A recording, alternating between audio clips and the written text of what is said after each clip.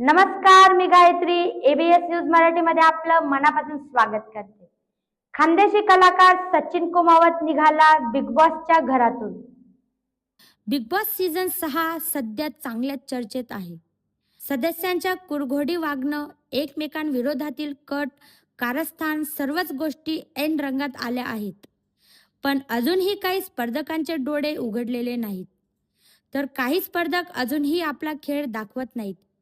अशी खंत भाऊच्या धक्क्यावर अनेकदा रितेश देशमुखनं व्यक्त केली आहे. अशातच आता बिग बॉसच्या घराला हलक्यात घेणं आणि संधीचं सोनं न करणं घरातील एका स्पर्धकाला महागात पडलं आहे. बिग बॉस मराठीच्या घरातून 6व्या आठवड्यात कोण घराबाहेर जाणार याची संपूर्ण आठवडाभर चर्चा सुरू होती. अशातच अखेर रविवारी भाऊच्या धक्क्यावर सर्वांनाच धक्का बसला. 6व्या आठवड्यामध्ये घराबाहेर जाण्याच्या प्रक्रियेसाठी रोशन, सागर, राकेश, दीपाली, अनुश्री, रुचिता, सचिन, प्रभू आणि प्राजक्ता असे 9 स्पर्धक नॉमिनेट झाले होते.